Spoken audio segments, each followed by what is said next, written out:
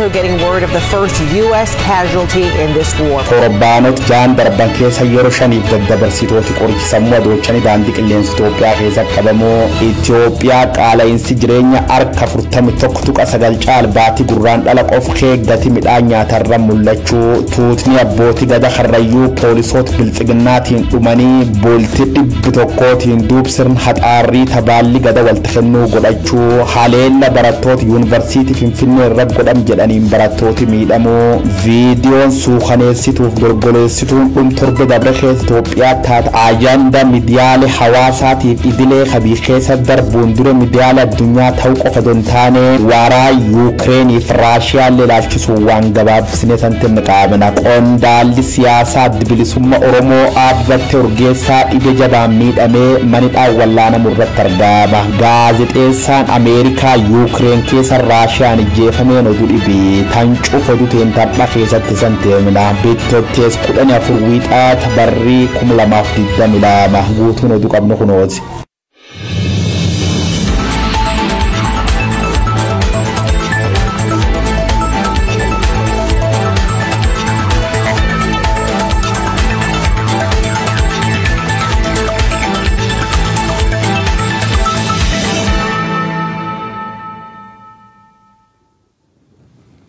Ashama kam jirtu daawwattoota Oromiyaa Miidiyaa Neetwork oduu har'aaf qabnu sinittimna oduu sinittimuun kan isin waliin turanii hodhangidaati. Tuutni abbootii gadaa Karrayyuu jumlaanii dhumanii guyyoota 100 erga guuteen booda Karrayyuun sirna haxaarrii raawwachuu irratti argama. Sirna guyyoota 3f turu kan sanbata duraa eegale kanarratti hoogganoota fi miseensota gadaa Karrayyuu dhumaniif yaadannoon godhamee jira. Odaa fi Ejersi bakka awwaalcha isaanii irraa dhaabameera gadda keessaa bahuu mul'isuufis faajjiin bahee garriin afuufamee jira. Sagantaa kanarratti ilmi Karrayyuu kan xiloo qare jechuunis kan of bare tokko osoo hin hafin lafa jilaa jireen kaarraa fi mootummaatti wal gahee jira. Abrahaam Birruu guutuu gabaasa kanaa qopheesseera.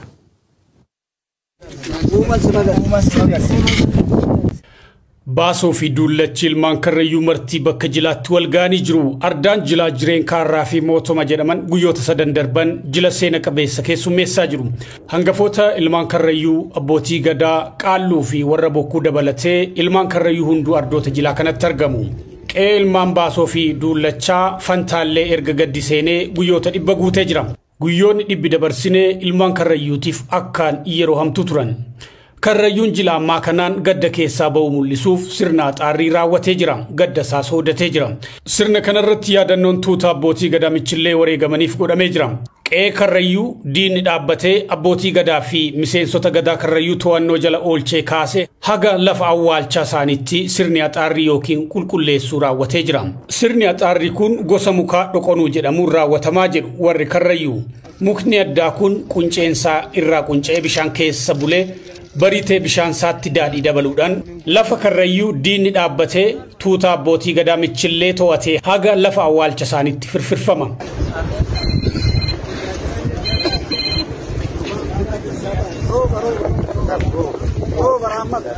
Wanna xaarrannoon dhoqonuu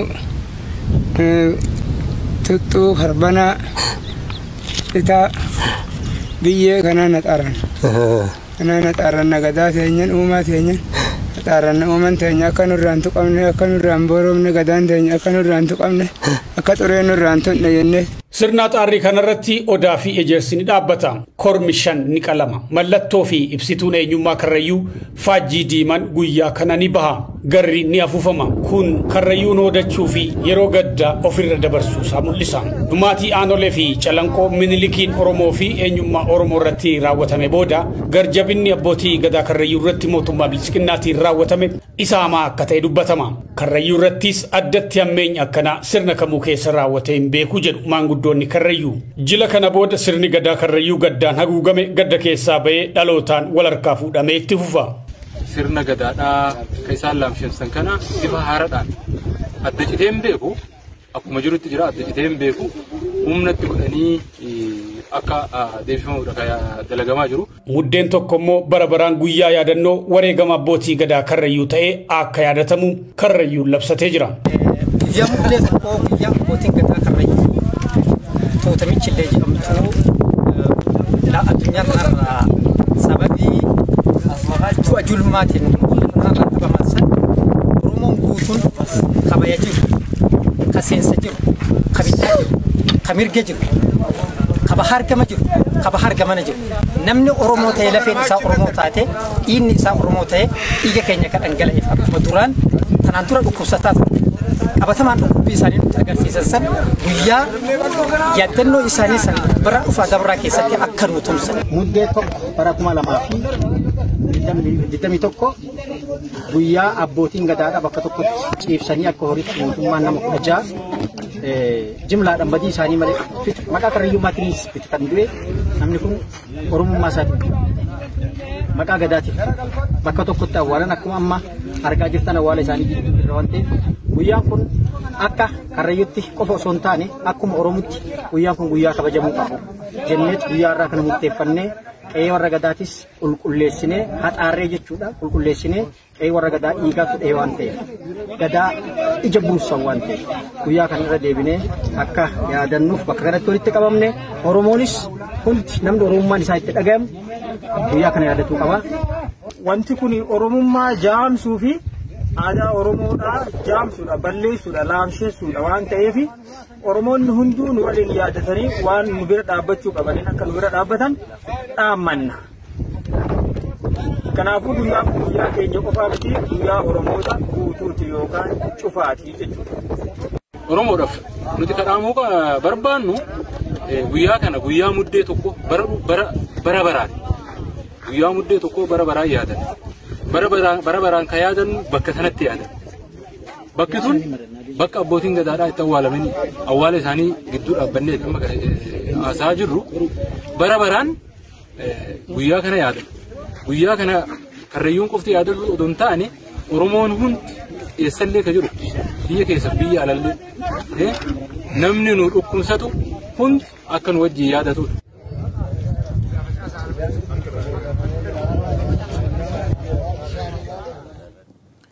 Gara oduu keenyatti aanutti yoo jennu reebicha barattoota yuunivarsiitii Finfinnee irratti raawwatameen miidhaan qaqqabuun himame. Bitootessa afur bara 2014 halkan keessa toora sa'a afuriitti yuunivarsiitii Finfinnee mooraa 6 kiiloo keessatti qaamoleen mootummaa dhukaasa bananii turan. Dhukaasni baname sun walitti bu'iinsa namoota dhuunfaa sababeeffachuu kan himan barattoonni dubbifne mooricha keessatti guyyaa muraasa dura barattoonni Oromoo hiriira ba'uun arrabsoo sanyummaa fi dhiibbaa sabummaa giddu galeeffate kan yuunivarsiitii keessatti raawwatamu balaaleffachuun bulchiinsa yuunivarsiitii Finfinneef gaaffii qaban dhiheessanii turan. Ergasiis humna poolisii federaalaa mooricha keessa buufatanii turanitti dabaluun humnoonni nageenyaa haaraa hedduun akka seenan taasifamanii kaampaasii keessa buufatanii jiraachuu barattoonni OMN dubbisa himanii jiru. Halkanidaas walitti bu'iinsa namoota dhuunfaa doormii ijaarsaa gamoo 501 jedhamee waamamu keessa jiraatan sababeeffachuun sagaleen iyyaa dhagahamuusaa hordofee humnoonni nageenyaa mootummaa battaluma mooraa keessa tamsa'uun dhukaasa eegaluu isaanii odeeffanneerra. Dhukaasa banameen hanga ammaatti miidhaan lubbuu jiraachuu fi dhabuu adda baafachuun akka itti cime kan himan barattoonni qaamoleen nageenyaa eda halkan sa'a 5 hanga har'a ganama sa'a 2tti barataan akka wal hin quunnamneef nama hunda bakka jiranitti waan ittisaniif haala jiru adda baafachuu dadhabnee jirra ofiifis mana kitaabaa keessa bullee jedhan. Barattoota gamoo 501 keessa jiraatan hunda gadi yaasuun bilbila irraa fuudhanii qorra keessa isaan bulchuu kan himatan barattoonni kunniin barattoota hiriira dheengaddaa irratti gaaffii gaafachaa turan qofaatti filuun reebicha irratti raawwachuu isaanii dubbatanii jiru.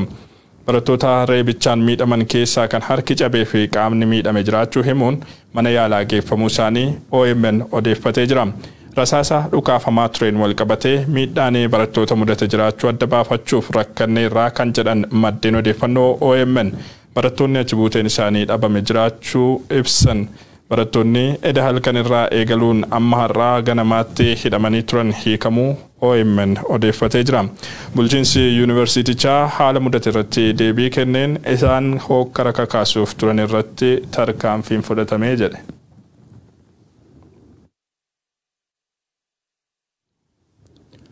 Itoophiyaatti baatii gurraandhalaa keessa qaala'insi jireenyaa gatii nyaataa irratti mudate harka 41.9 gahuu ragaan qaama mootummaa eejensii staatistiksii giddugaleessaatiin ifa ta'e ni mul'isa. Qaala'insi jireenyaa biyyattiitti mudate kun yeroo ammaa to'annoon ala bahee jireenyi humna uummataan ol ta'uu fi dinagdeen biyyattii waliigalaa kufaatii hammaataaf saaxilamuun ibsamaa jira. Oomishni gabaaf dhiyaatu xiqqaachuu fi daldalli biyyattii daldaltoota muraasaan dhuunfatamee jiraachuun bu'uura rakkoo qaala'insa jireenyaa biyyattiiti kan jedhan ogeessi dinagdee Ayyalaa Galaan rakkoo kana irraa aanuun kutannoo qaama maraa gaafataa jedhanii jiru. Guutuun oduu kanaa itti aanee dhiyaata. Itoophiyaa biyya rakkoolee siyaasaan danqamtee wal waraansaan bututtee jirtutti qaala'insa jireenyaa samii tuqee yaaddoo uummata biyyattii isa hammaataa ta'etti dhufee jira. Keessumaa qaala'insi jireenyaa gatii nyaataa irratti mul'atu humna uummata biyyattiin ol ta'e jireenya lammiilee raasaa jiraachuutu mul'ata. Sadarkaa qaala'insa jireenyaa biyyattii irra gahee ji'aan kan ifoomsu qaamni mootummaa Itoophiyaa eejensiin staatistiksii giddugaleessaa baatii gurraandhalaa darbe keessa qaala'insa jireenyaa gatii nyaataa irratti mul'ate harka 41.9 gaheeraa jedhe. Ragaan kun qaala'insi jireenyaa baatii amajjii keessa harka 39.9 irra ture baatii gurraandhalaatti harka 2 dabalee gara 41.9tti guddachuu kan agarsiisudha. Hammam ragaan qaama mootummaan ibsame kun ofii isaatiifuu qaala'insa jireenyaa Itoophiyaa akkaan hammaatee jiraachuu kan mirkaneessu ta'us qaamoleen garaagaraa rakkoon kun kan dhaabbatichi ibseen olitti hammaataadha jedhu. Baatii gurraandhalaa keessa daballiin gatii zayita nyaataa dhugaatiiwwan alkoolii irraa bilisa ta'anii daabboo fi midhaan callaa irratti mul'ate isaan qaala'insa gatii nyaataa hammeessanidha jedhe eejensichi. Baatii amma keessa jirru bitootessa keessaa immoo daballiin gatii nyaataa irratti mul'ate kun echuu hammaateera jedhu jiraattonni. Gatiin zayita nyaataa tibbana dachaan dabaluun kanaaf agarsiiftuu tokko ta'us ibsan. Qaala'insa jireenyaa hammaachuun ba'aansaa hawaasa bal'aa irrattidha kan jedhan ogeessi dinagdee obbo Ayyalaa Galaan bu'uurri rakkoo kanaa oomishni gabaaf dhiyaatu xiqqaachuu fi sirni daldala biyyattii daldaltoota muraasaan dhuunfatamuudha jedhan. Harkarra jiru qaala'insi Itoophiyaa keessa jiru kan ittiin ibsamu dhiyeeyyiin wanti dhiyeeffamu gabaa gubbaa irratti wanti gurguramu hanqataa yookaan guddinni isaa baay'ee suuta jedhee yookaan asii gadi bu'aa deemuu isaati. Supply side constraint jedhuun. Qixxeedhuma sanaa rakkina kan ta'ee jiru namoonni maddeen gabaa kana dhuunfatanii akka barbaadanitti ittiin taphachuudha jechaadha. Meeshaa hundumaa biyya alaatii dhufee galu kana namoota amma qubaan lakkaan hin geenye wayitu galcha biyya kana keessatti. Nama maddeetu gabaatti dhiyeessa akka seera gabaatti kan gurguru nama maddee tokko ta'ee nama muraasa ta'ee kan bitu immoo miliyoona yoo ta'e warri gurguru suni warra miliyoona ta'ee gabaa dhufe sana akka barbaadetti ittiin taphata gatii itti dabala. Maaliifini gatii kan murteessu namoota maddee sana. Yoo warri daldalu biyya alaati galchee daldalu baay'ee ta'ee waliigaluu hin danda'u. Dorgommiitu jiraata. Dorgommii sana keessa gatiin gadi bu'a. Gatiin gadi bu'u jechuun immoo qaala'insi gadi bu'a sanuma faana jechaadha. Oomishaalee biyya keessatti oomishamuudhaaf danda'an duubatti dhiisanii gabaalaa irratti rarra'uun damee xiyyeeffannoo argachuuf malu damee oomishaa haqummaan deeggaruun hafee humni biyyattii damee ijaarsaa irratti akka dhumu gochuun rakkoolee imaammata diinagdee biyyattii irraa mul'ataa jiran keessaa muraasa jedhu. Saliixa biyya alaatti daakamee bukaa'e biyyatti galchuu jechuun maal jechaadha? Hojjaa biyya warra zayitii uumuu sanaa warra bukeessuu sanaaf hojjaa uumuudha jechaadha. Inni bukeessuu mindaa kanfalamaaf. Mindaa sana eenyutu kanfala? Saba Itoophiyaati kan kanfalu. Warra qotee bulaa saliixa sanaa palm oilii sana hundumaa warra qotee gabaa irratti dhiyeessee jara sanatti gurguru galii eenyu kanfalaaf saba Itoophiyaati. Otoo zayitii biyya keessaa talbaa nuugii bitanii waan jedhanii horiin biyya alaa deemu suni hojjaa guddaa uuma biyya keessatti. Iddoo warshaa sana duwwaatti miti. Biyya Itoophiyaa guutuutti. Kino drama akkasii egaa Itoophiyaa keessatti supply side constraintiitu jira. Karaa productioniitiin karaa oomishaatiin poolisiin mootummaa wanti duukaa bu'e baay'ee rakkina guddaa tokko qaba. Gartokkeen wallaalinaanis gartokkees wal gargaaruudhaanis karaa politikaaf warri biizinasii kun harka wal keessa naqatee jechaadha. kana lamaantu wal danqee wal hudhee wal xaxee dinagdee Itoophiyaa daaraa gochaa jira. Itoophiyaatti qaala'insi jireenyaa hammaachuu fi dinagdeen biyyattii hubamuuf gaagaamni siyaasaa fi walwaraansi biyyattii qooda olaanaa kan dhuunfatan ta'uu ogeeyyiin dinagdee yeroo garaagaraatti dubbifne ibsaa turanii jiru. Hongee fi weerarri dhibeewwanii garaagaraas sababoota oomishtummaa xiqqeessuun qaala'insa jireenyaa biyyattii hammeessaa jiran isaan birooti. Waraanni Raashiyaan Yuukireen irratti bantee jirtu ammoo ibidda irratti akka gaazii firfirsuuti jedhu ogeeyyiin. Dhiibbaansaa biyyoota akka Itoophiyaatti qaala'insa jireenyaa ichuu hammeessuu irra darbee rakkoo dinagdeetti fufiinsa qabaatu dhaluu akka malus itti waliif galu. Kun ammoo iddoowwan dirree waraanaa ta'anii jiranii fi biyyoonni qoqqobbiinsa kaalamanii jiran kunniin boba'aa dabalatee oomishaalee hedduu gabaa addunyaaf kan dhiyeessan ta'uun wal qabateeti. Keessumaa qaala'insi sababa waraana kanaan gatii boba'aa qamadii fi xaa'oo irratti mudataa jiru. kallattiin hawaasa biyya keenyaa hubaatii jabaarraa kan buusu akka ta'etu himama. Rakkoo mudatee fi fuulduraafis biyyattiitti deemaa jiru kana furuun kutannoo qaama maraa gaafataa jedhu ogeessi dinagdee Ayyalaa Galaan. Daldalli biyyattii namoota muraasaan dhuunfatame sirratee daldalaa gidduutti dorgommiin gabaa haqarratti hundaa'e akka jiraatu gochuun dhimmoota dursa argachuuf malaniif dursa kennuun dinagdee biyyattii qixa sirriin hoogganuun ejjennoo qaama aangoo harkaa qaburraa eegamudha. Uummanni gama isaatiin furmaata qaama biraarraan argadha jedhee abdachuurra carraa jiru mara fayyadamee wantoota gabaarraa bituu hir'isuun gara ofii oomishachuutti cehuun yeroo ulfaataa kana darbuuf ni gargaara jedhu. Qondaalli siyaasaa adda bilisummaa Oromoo obbo Battee Urgeessaa dhibee jabaa mana hidhaa keessatti isa mudateen wal qabatee haala fayyaa yaaddessaarra waan jiruuf wal'aansi fooyya'aan kan isa barbaachisu ta'uun himame. Obbo Batteen gara biyya alaa deemee wal'aansa gahaa argachuu akka qabu ogeeyyii fayyaa isa wal'aananiin itti himamu OMN miseensota maatii isaatiirraa odeeffatee jira. Namni hojii dhuunfaa isaa dhiisee qabsoo Oromoof gatii guddaa kaffale kun wal'aansa barbaachisu argatee fayyummaa isaatti akka deebi'uuf tumsi hawaasaa murteessaadha kan jedhan dhalattoonni sabichaa tumsi barbaachisu taasifamee fayyummaan obbo Battee akka deebi'uuf waamicha dhiheessanii jiru.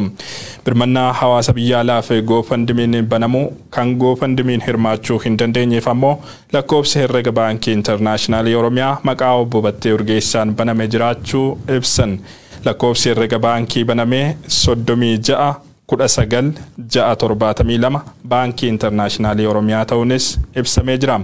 Obbo Battee Urgeessaa yeroo garaagaraatti manneen hidhaa keessatti reebichi jabaan irratti raawwatamuun miidhaaf kan saaxilame wayitaa ta'u dhibeen tiruu mana hidhaatti isa hube ammoo wal'aansa jabaa kan barbaadudha. Qondaalonni adda bilisummaa Oromoo hedduun miseensonni fi deeggartoonni dhaabolee siyaasaa Oromoo akkasumas namoonni labsii yeroo muddamaa bu'uura godhachuun hidhaman kumaatamni ammallee hidhaatti argamu.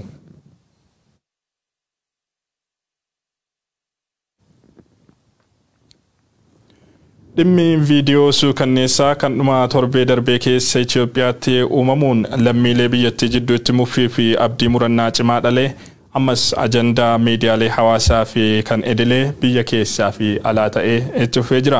BBC hanga Associated Press, The Guardian fi Washington Post dabalatee miidiyaaleen dhimmicha wal harkaa fuudhuun gabaasaa kan jiran yommuu ta'u, gochi suukanneessaan loltoota biltsiginnaatii fi finxaaliyyaa Amaaraatiin raawwatame kun yakka namoomaa daangaa darbedha jedhamee jira.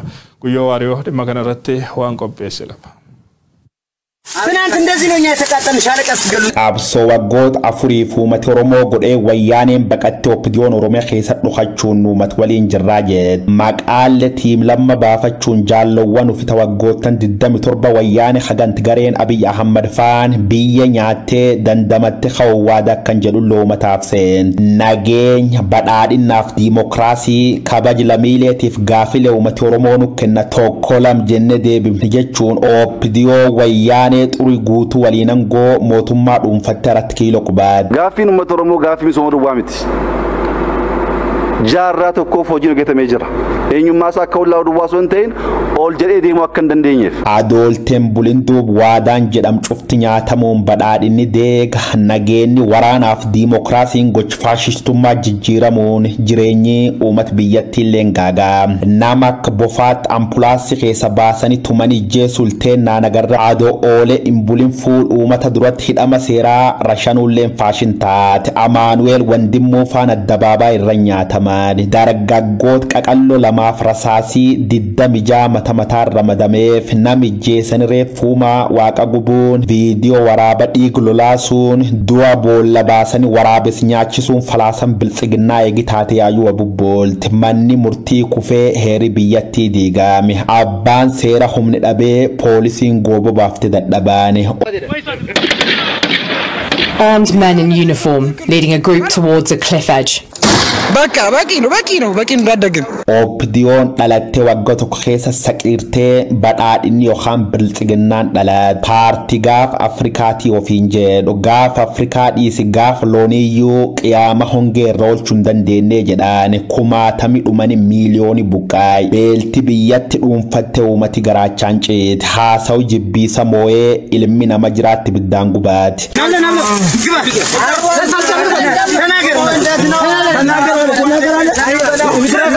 Viidiyoo daqiiqa 5 ta'uumat biyyattii sururtee dure miidiyaa addunyaalle taattanaan ilmi nama jira arkaaf miil waltidhanii akka boqqolloo kaamera waraabaa waddan mul'ata maqaan qulqullitti Itoophiyaa immoo qulqulloota keessa gubaata sunu poolisii mootummaa liyyuu ayili sirna barreetiif raayyattis biyyaatiin qawwee mootummaa baachara rasaas cubbuu darbachuun uffata seera keeyyatanii hojii maafiyaa dalaguuf alaaba biyyatiif naannoo qomirra baacha foon nama wadduun hojii qaambii bulchuu jiru waan taateef woma wanni nu ajaa'iban jirtu yaad miidiyaa hawaasa waan taat fakkaat mirgijjeesuu badhaadhinaaf kenname badhaadhin biltsiginnaa Abiy Ahmad Ali nami tokkochummaan hoggantoota paartii filatame filchisiisu Itoophiyaa keessa viidiyoon jiranam waddanaari jajjabdu dhaalte ABC News Itoophiyaa nam lubbuun kee jirti biddaan gubdee jedhaan The Associated Press dhalataan Tigraay jira biddaan nyaata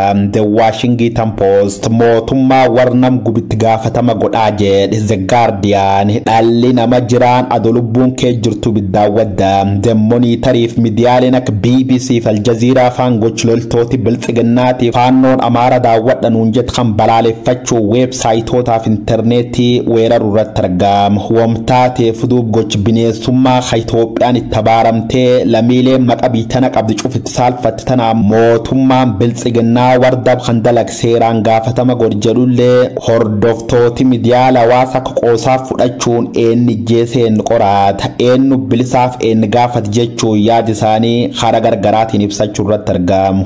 እነዚህ አይነት እርኩሶች እነዚህን ገለመሞት አይደለም እንደ ፍየል በልተ ጠብሰ በልተ መሞት ራሱ በጣም ትልቅ ነው። Torbanoota jahan darban keessatti yeroo shaniif qorichi sammuu namaa adoochuu daandii qilleensa Itoophiyaatiin osoo daddabarfamuu qabu eejensiin to'annoo qoricha sammuu adoochanii kan biyya Naayijeeriyaa The National Drug Law Enforcement Agency jedhamu hime. Eejensiin kun shakkamtoota Chibuna Patrick Umebe fi Emeka Alphonsus jedhaman amajjii 19 to'achuu himee jira.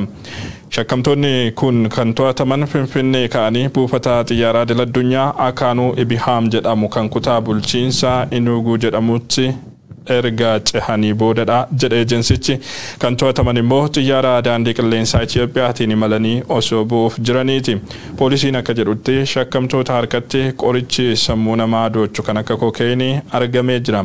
Ejensiin to'annoo qorichoota sammuu namaa adoochanii kan Naayijeeriyaa kun akka jedhutti hoogganaan garee intelligensii poolisii duraanii Abbaa Kaayirii jedhamu namoota shakkaman lama keessa tokko ta'uudha. Abbaa Kaayiriin dhaabbata intelligensii Ameerikaa FBI'n kan barbaadamu wayitaa ta'u qoricha sammuu namaa adoochuu daddabarsuudhaan shakkamee dhimmi isaa mana murtii Naayijeeriyaa keessatti ilaalamaa jira. Maddi oduu kanaa International Center for Investigative Reportidha. Oduu keenya xumuraatiin gaazexeessaan lammii United States kan Ukraine keessa gabaasaa ture dhiheenya magaalaa diqqoo Irpiin jedhamtu keessatti itti dhukaafamee ajjeefamuusaa poolisiin biyyattii mirkaneesse. Kana malees gaazexeessitoonni lama kan isa waliin imalarra turan wayitaa miidhaman waraana Raashiyaan Ukraine irratti bante kanaan gaazexeessitooti biyyoota garaagaraa miidhaa garaagaraaf saaxilamaa jiraachuun ibsamaa jira. Guyyoo waariyoo maddeen garaagaraa irraa gabaasa argate akka ta'anitti qindeesseera. Also getting word of the first U.S. casualty in this war. Gaazexeessaa United States Ukraine keessa Raashiyaan jeefame Brand Renud jedhama reporter gameesgan 50 yoo ta'u Gaazexa Times jedhamuuf galalchaaf boccuu fiilmii ta'e hojjechaa ture Afghanistan Iraq fi Haiti dabalatee bakka hedduu wayimee yookaan gabaasaa ture Gaazexa America New York Times facufaa waltidhat qabaa jedhan Khalees Bittotees 13 barkum 2022 Magal gudda Ukraine kevirra lafdhiyooti laamtoti Moscow rasaasaan darsite galaafattee jedhan hojjattooti miidiyaa lamxas waliin jirtullee miidhamte hospitaal seenu hadubbad dureen poolis biyyatti Andrei Neptovi gaazexeessitootaan cufa shifta Raashiyaa raachis jechuusa BBC gabaas. Deadly new assault by Russian forces in western Ukraine is heightening fears as it brings the war even closer to NATO's doorstep. Waraan Raashiyaa fi Ukraine kagjal qabe torbe sadee soofam deemuu jiru. Magaalli hedduun bombiin tumamu irratti argamte Poland faan baqattootaan guutamte jirti jedhan Ameerikaan immoo Chaayinaa Raashiyaa deeggarte waraan kan akka dabalamte taanaan awwaal kan kirrin dhaabbadhu awwaal kiyyirin dhaabbati waan jetteen fakkaatti jedhu eegi guyyaa jalqaba loltooti sadaanga qaxxaamuruun keeb haleelu jalqabdas qoqobbii war lixaatiif Ameerikaatiin jaanjeffama kajir bulchaa Raashiyaa Vladimir Putin hindu malarkin kennadhi jechuun ilmaan nama raachiisuu jira jedhan namni way tokko nu qarqaare dildil tokkaaken arma waraani nu baname makiina khararra gorsine dhaabbachuu jirru rasaasi mogga bitaa gulaan xinniqeeffam tokko jaalki khadhaattu tiitaa morm xeedhayna biratti jees khajer gaazexeessaan lam Itaaliyaan kanam khawaliin turjuwaana areendoo hojjattoot miidiyaa aleelu naad male jechuusa miidiyaaleen barreessan. Kept shooting his two of us. My friend is Brand Renault and he's been shot and left behind. Waraanum khanaan torbe dabrhan kee galalchaan TV Ukraine tokko jeefam gaazexeessaan British khadhibiin immoo miidhamuun hospitaal jira jedhan gaazexeessaan kii hunjachuun Brent rakkoo buqqaatota gabaasuuf garasitti malee kajedh dhaabbatiin hojjatuuf The Times ibsa baasee jedhaniin inni kutataa dhiira jechuun faarsee boo'ee fi awwaal isaatiif qophiirratti argamaa jedhan waraan kanaan duub namooti miiliyoon 1.75 caala Ukraine irra Poland baqatanii jiru Kiev xiyyaarota Raashiyaa afura guyyaa tokko keessa qaqaaris yoo beeseef weertuu leenji waraan Kiev xiyyaaraan haleelamuu qondaali biyyattii tokko ragaba irratti argama Moldovaan baqattoota Ukraine waan sooriin qabu na gargaaraa jedhe Zelensky loltoota Moscow lakkoofsaan 1,300 caalti ayyuu biyyee dabal jedha Raashiyaan immoo xuume namni dhiirtaata waraanan Kievirra bankan morma jechuun lamiilesii idhaan buxe baasuu jirti jedhan gaazexeessaan gameessi gan 50 namni biyyoota addunyaa kakkarra gabaasaa tur waraan Raashiyaa keessa lubbuu dhabee jedhan. American journalist Brent Renaud was killed by Russian forces in Irpin. Walumaa gala oduun har'aaf qabnu kanneen turan daawwattoota Oromiyaa Miidiyaa Neetwoork waan waliin turtaniif galatoomaa qophiileen keenyattuuf.